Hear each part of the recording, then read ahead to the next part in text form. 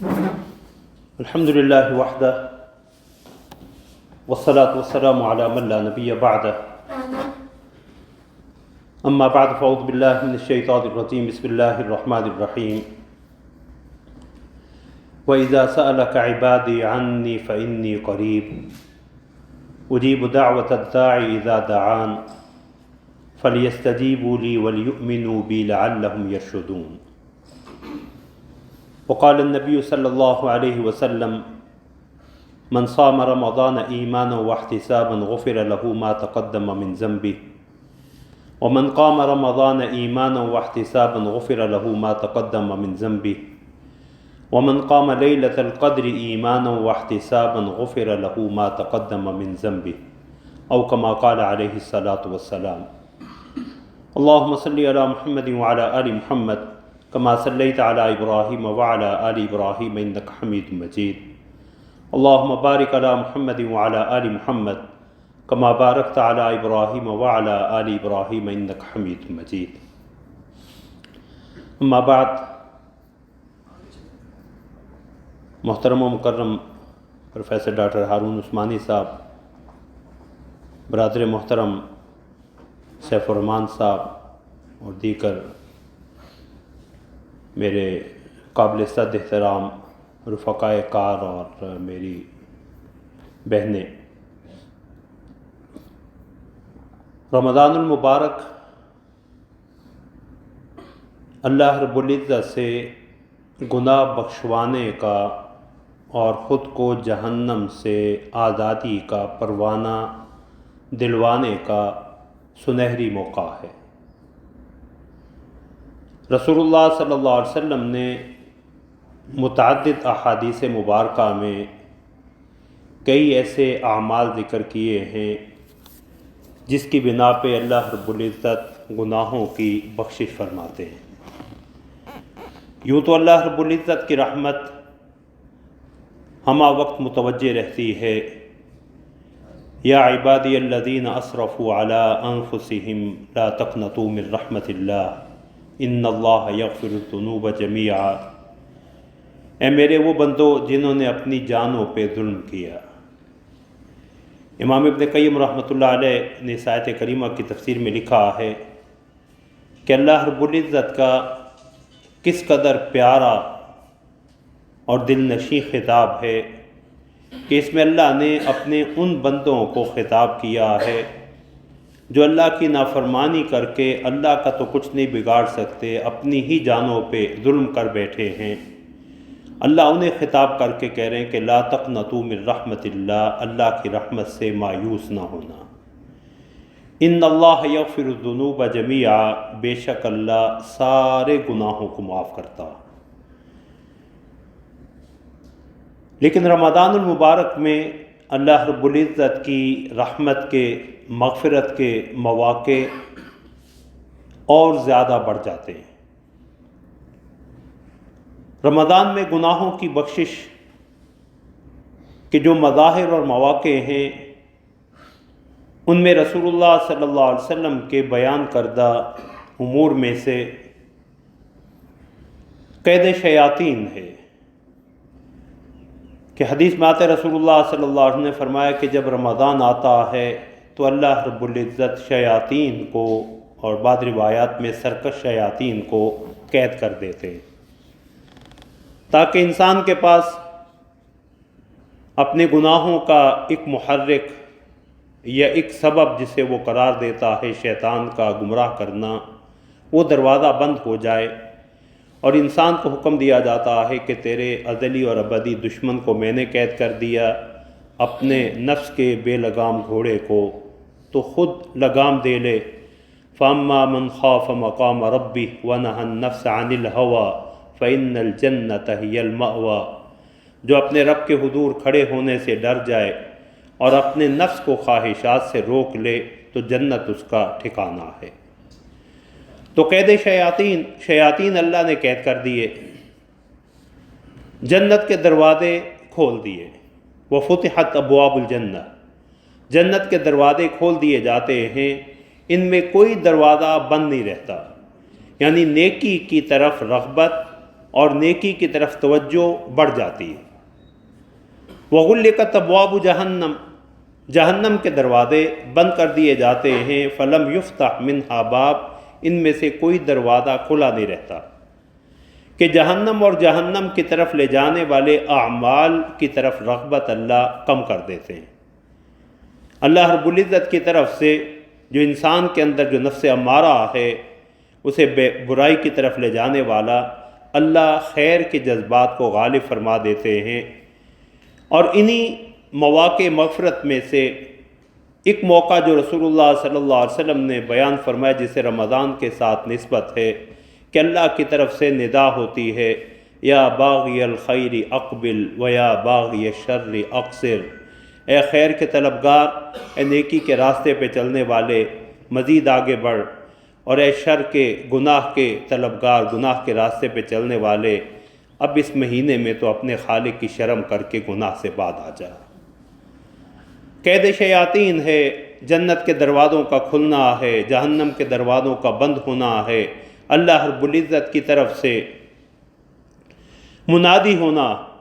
کہ خیر کے طلبگار آگے آئیں، شر کے طلبگار پیچھے ہٹ جائیں۔ اسی طرح اللہ رب العزت نے مختلف اعمال ایسے بتلا دیے جو ہمارے گناہوں کی بخشش کا ذریعہ بن سکتے ہیں، جن میں ایک سب سے بڑا عمل رمضان کا روزہ، جو ہے ہی عبارت اللہ کی نافرمانی سے بچنے کا، لعلکم تتقون۔ روزے کی فرضیت کا مقصد اللہ نے بتلایا تاکہ تم بچ سکو، تقوی اختیار کرو۔ تقوی اللہ رب العزت کی شرم کا نام ہے، ناجائز کو ناجائز سمجھنے کا نام ہے، اللہ کی عظمت کے استحضار کا نام ہے۔ اور جب انسان کے دل میں اللہ کی عظمت کا استحضار آ جائے تو پھر وہ اللہ کی نافرمانی نہیں کرتا۔ اللہ رب العزت نے حضرت یوسف علیہ السلام کے حوالے سے ارشاد فرمایا کہ جب عزیز مصر کی بیوی نے انہیں بہکانا چاہا تو وَلَقَدْ هَمَّتْ بِهِ وَهَمَّ بِهَا لَوْلَا أَن رَّأَىٰ بُرْهَانَ رَبِّهِ، کہ وہ تو آمادہ گناہ تھی ہی، اگر یوسف علیہ السلام نے اپنے رب کی برہان اور دلیل نہ دیکھی ہوتی تو ان کے دل میں بھی گناہ کی طرف رغبت پیدا ہو جاتی۔ وہ برہان اور دلیل کیا ہے؟ اللہ کی عظمت کا استحضار ہے کہ میرا مالک مجھے دیکھ رہا ہے۔ اس لیے عبداللہ بن مبارک رحمۃ اللہ علیہ نے تقویٰ کی حقیقت یہ بیان کی کہ لا یراک مولاک حیث ینہاک ولا یفقدک حیث یأمرک، تیرا مالک جہاں تجھے جانے سے روکتا ہے وہاں تجھے نہ دیکھے، اور جہاں جانے کا حکم دیتا ہے وہاں سے تجھے پیچھے نہ پائے۔ یہ رمضان جو ہے گناہوں کی بخشش کا بہت بڑا ذریعہ، اور اس کی وجہ یہ ہے کہ رمضان میں روزے دار، جو حدیث بات رسول اللہ صلی اللہ علیہ وسلم حدیث قدسی ہے، اللہ فرماتے ہیں کہ یدع شہوتہ وطعامہ من اجلی، میری خاطر اپنے کھانے پینے اور اپنی خواہشات کو چھوڑ دیتا۔ اب یہ کھانا پینا اور اپنی خواہشات جو جائز اور ایک درجہ میں ضروری ہیں، اسے انسان نے چھوڑ دیا۔ صبح سے لے کے شام تک ہم کھانے پینے اور مرد و عورت میاں بیوی اپنے جنسی تعلق سے جو بعد رہتے ہیں، یہ روزے کی سب سے بڑی پابندی۔ یہ تین چیزیں ہیں جو روزے کو توڑنے کا سبب بنتی ہیں، اور یہ تینوں چیزیں فی نفس ہی حلال ہی نہیں بلکہ ضروری۔ جان بچانے کے لیے اللہ محفوظ فرمائے لقمہ حرام تک شریعت نے کھانے کی اجازت دی، اور فتنہ کے دور میں جب نگاہ اور شرمگاہ کی حفاظت ممکن نہ ہو تو شریعت نے نکاح کو فرض قرار دیا۔ تو ایسی چیزیں جو حلال ہی نہیں واجب اور ضروری ہیں، شریعت نے انہیں چھوڑنے کا حکم دیا تاکہ حلال کو چھوڑ کے اس میں حرام چھوڑنے کی عادت پختہ ہو جائے۔ یہی تقویٰ کا مفہوم ہے، اور یہی روزے کا سب سے بڑا فلسفہ ہے، وَذَرُوا ظَاهِرَ الْإِثْمِ وَبَاطِنَهُ، کہ اللہ کی ظاہری باطنی ہر قسم کی نافرمانی کو چھوڑ دو۔ اور جب بندہ روزے کے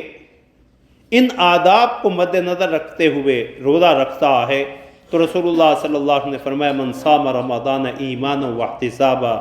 غفر له ما تقدم من ذنبه، جو رمضان کے روزے ایمان اور احتساب کے ساتھ رکھے۔ ایمان اور احتساب یہ شریعت کی دو اصطلاحیں ہیں، اللہ پہ یقین، اللہ کا حکم مانتے ہوئے، اور اللہ سے اجر و ثواب حاصل کرنے کی نیت سے رمضان کے روزے رکھے کہ یہ میرے رب کا حکم ہے اور اس پہ اس نے مجھے بہت سا اجر عطا کرنے کا جو ہے وہ وعدہ کر رکھا۔ اور شریعت نے یا حدیث مبارکہ میں فرض روزے کے اجر کی تعیین نہیں ہوئی، بلکہ اللہ نے یہ فرمایا کہ انسان کا ہر عمل اس کے لیے ہے۔ حدیث قدسی کے لفظ ہیں الحسنۃ بعشر امثالها الی 700 ضعف، کم از کم 10 گنا تو ہر نیکی کا اجر ملتا، اور 700 گنا تک اللہ اجر عطا فرماتے الا الصوم، سوائے روزے کے۔ فإنہ لی وأنا اجزی بہ، روزہ میرے لیے ہے، یعنی میرے قرب کے حاصل کرنے کا بہت ہی مجرب نسخہ ہے، میری معرفت کے حصول کا، میری عظمت کے احساس کا، اس لیے اس کا اجر جو ہے وہ میں ہی دوں گا۔ تو اللہ نے فرض روزے کے اجر کی تعیین کوئی نہیں فرمائی، لیکن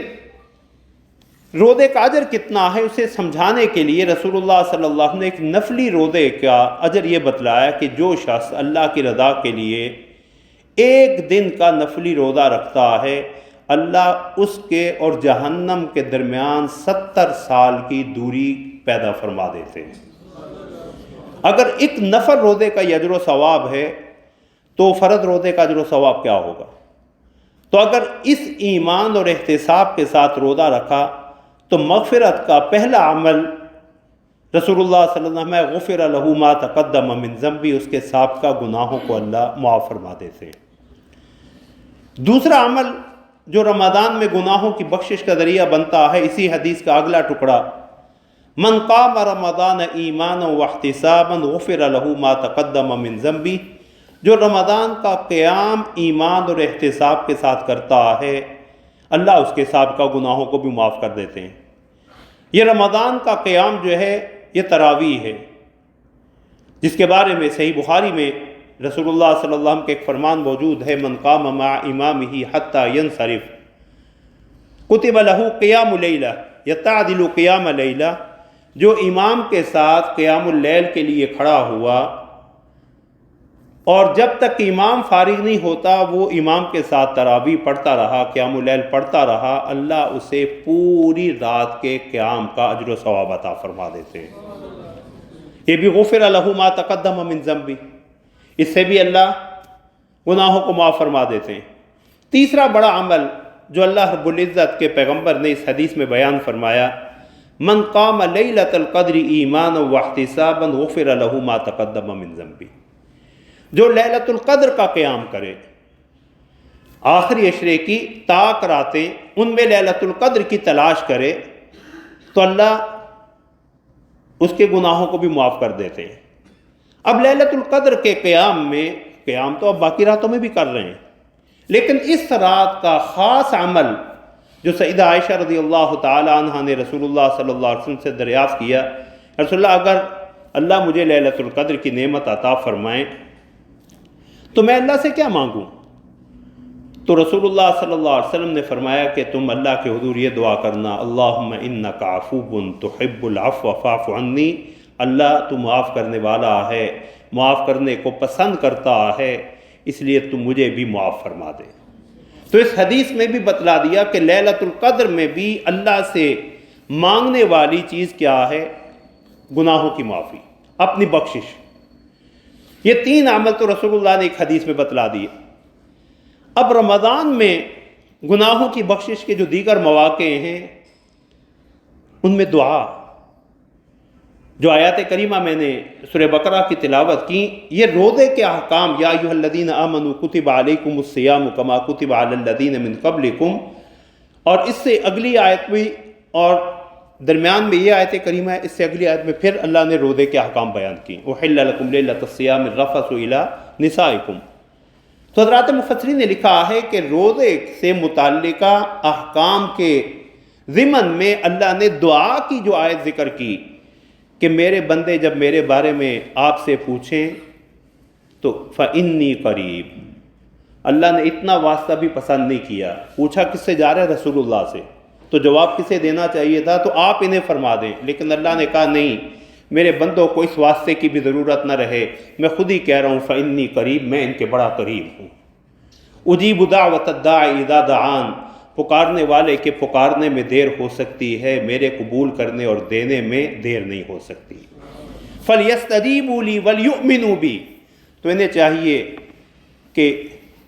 میری بات کو مان لیں، مجھ پہ ایمان لے آئیں، لعلہم یرشدون، تاکہ یہ راہ راست پہ آ جائیں، یہ کامیاب ہو جائیں، یہ ہدایت پالیں۔ تو دعا کا اہتمام، اور سارا دن روزے دار جو ہے، جو اللہ سے دعا مانگتا ہے اللہ قبول فرماتے ہیں۔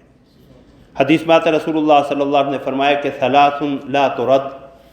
3 دعائیں ایسی ہیں جسے اللہ رد نہیں فرماتے، وہ قبول ہوتی ہیں۔ پہلی دعا اس میں رسول اللہ صلی اللہ علیہ وسلم دعوت الامام المظلوم، امام العادل، عادل حکمران جو اللہ کے حضور دعا کرتا ہے اللہ اسے قبول فرماتے ہیں۔ وَدَعْوَةُ الصَّائِمِ حَتَّى يُفْطِرُ، روزے دار جب تک روزے میں ہے، صبح سے لے کے شام تک جو دعا مانگے گا اللہ نے اس کی قبولیت کا وعدہ کیا۔ اور تیسرا فرمایا وَدَعْوَةُ الْمَظْلُومِ، مظلوم کی بد دعا۔ اور روزے دار کو خاص طور پہ اللہ نے کچھ ایسے اوقات دیے ہیں جن میں اللہ رب العزت کی رحمت مزید متوجہ ہوتی ہے۔ سحری کے وقت کی دعا، اور سحری کا بھی سب سے بڑا وظیفہ جو قرآن نے بتلایا ہے وہ استغفار ہے، اللہ سے اپنے گناہوں کی معافی مانگنا۔ سورہ آل عمران میں والمستغفرین بالاسحار، وہ سحری کے وقت استغفار کرنے والے ہیں۔ دوسری جگہ فرمایا وبالاسحار ہم یستغفرون، وہ سحری کے وقت استغفار کرتے ہیں۔ یہ حضرات مفسرین نے لکھا ہے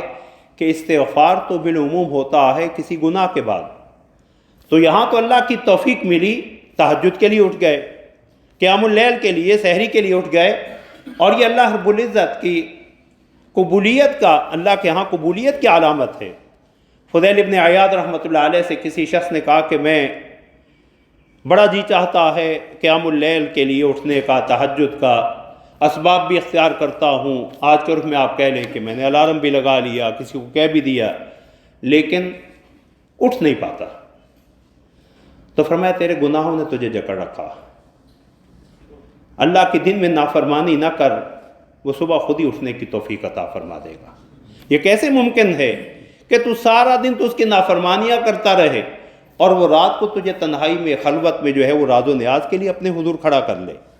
تیرے گناہوں نے تجھے جکڑ رکھا۔ تو سحری کے وقت یہ اٹھنا اللہ کی توفیق کے بغیر ممکن ہی نہیں، لیکن اس وقت بھی جو استغفار کا حکم دیا اس میں اس بات کی طرف اشارہ ہے کہ دیکھنا اپنے عمل پہ کبھی نازا نہ ہونا،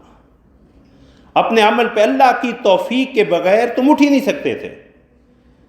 اس لیے رسول اللہ صلی اللہ علیہ وسلم نے ایک حدیث میں فرمایا کہ کسی شخص کو اس کا عمل جنت میں نہیں لے کے جائے گا۔ رسول اللہ آپ بھی فرمائے ہاں الا ان یتغمدنی اللہ برحمت من، اللہ مجھے بھی اپنی آغوش رحمت میں لیں گے تو مجھے جنت میں جانا نصیب ہوگا۔ تو سحری میں استغفار اس لیے کہ انسان اپنے عمل پہ نازا نہ ہو، بلکہ اللہ کا احسان مانتے ہوئے، شکر گزار ہوتے ہوئے اللہ کے حضور استغفار کی دعا کرے۔ اور رسول اللہ صلی اللہ علیہ وسلم نے فرمایا،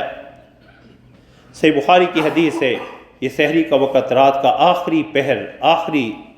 تیسرا حصہ، ثلث اللیل الاخیر، حدیث میں آتا ہے اللہ اپنی شان کے مطابق آسمان دنیا پہ تشریف لاتے ہیں اور اللہ کی طرف سے ندا ہوتی ہے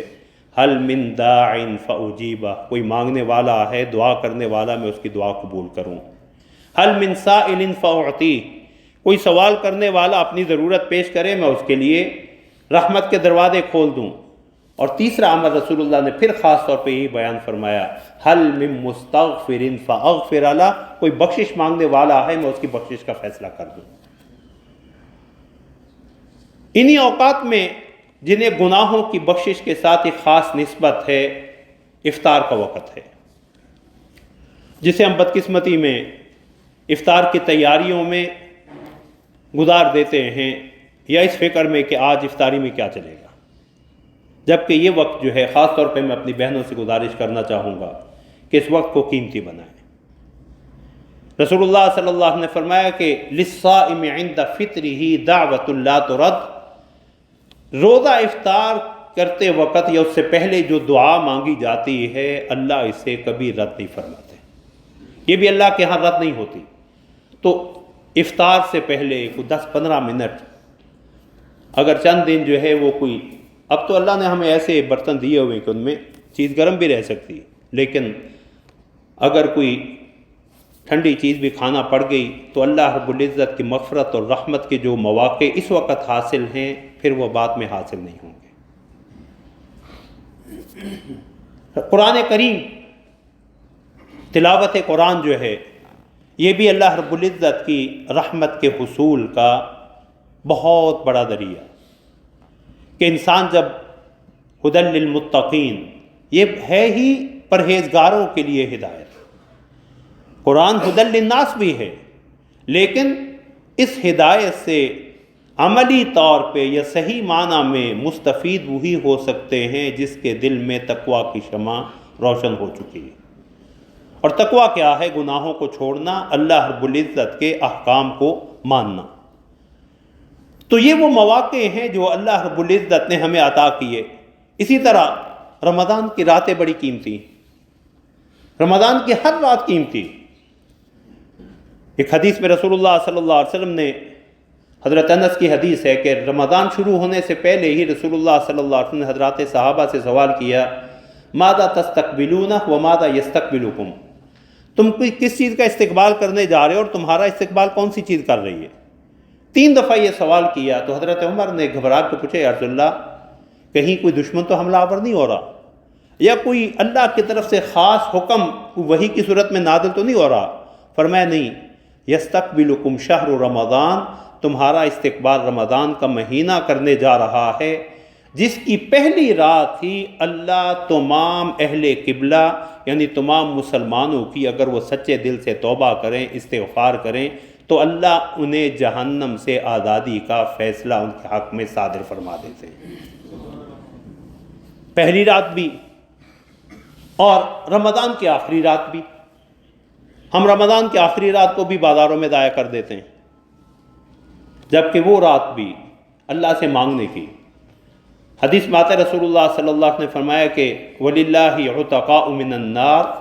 وَذَلِكَ فِي كُلِّ لَيْلَةٍ، رمضان کی ہر رات اللہ لا تعداد لوگوں کو جہنم سے آزادی کا پروانہ دیتے ہیں، یہ ہر رات ایسا ہوتا،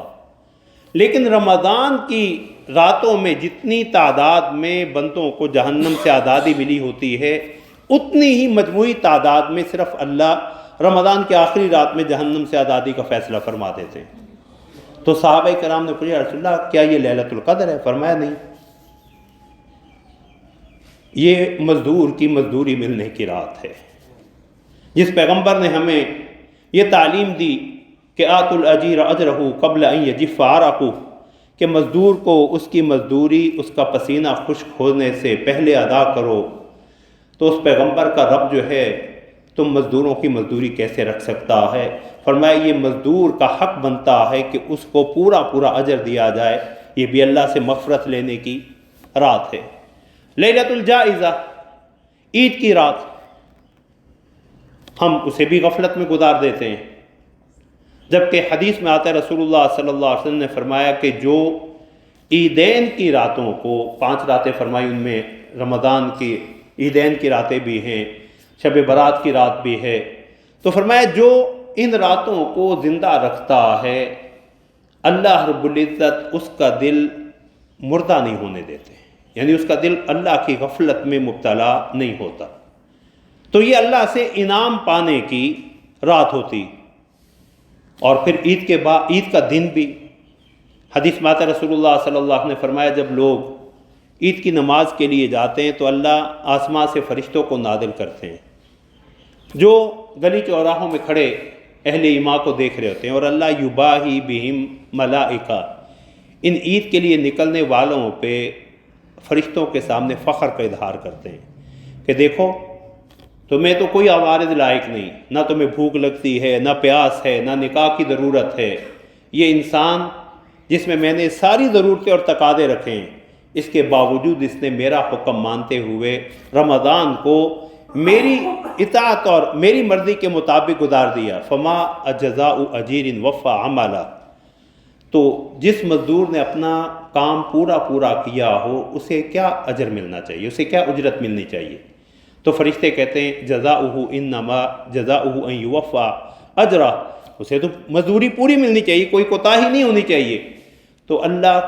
قسمیں اٹھا کے کہتے ہیں وعزتی وجلالی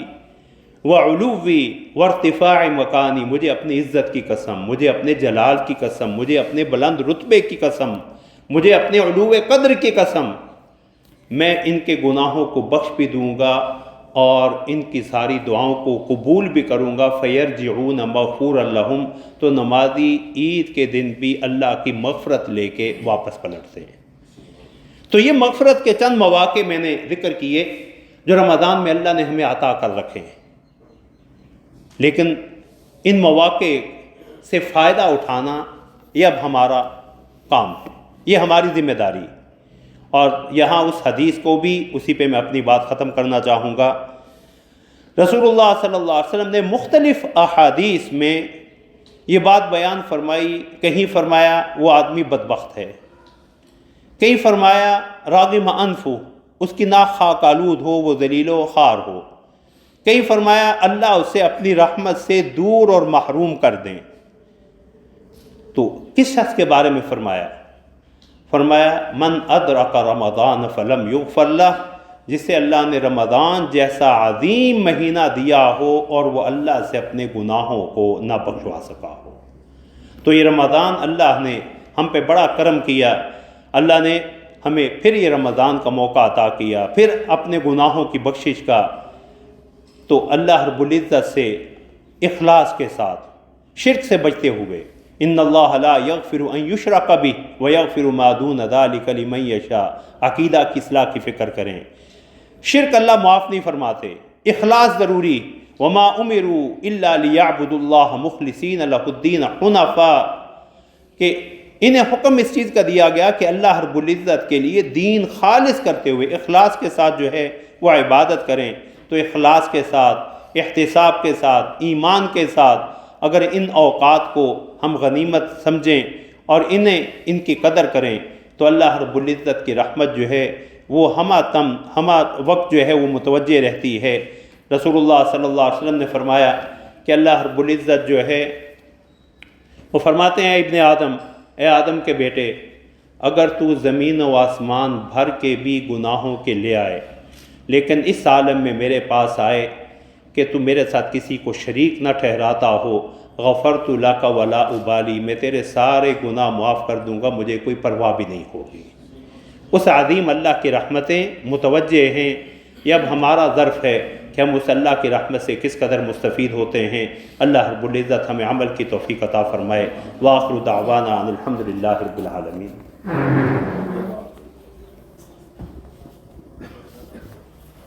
جزاک اللہ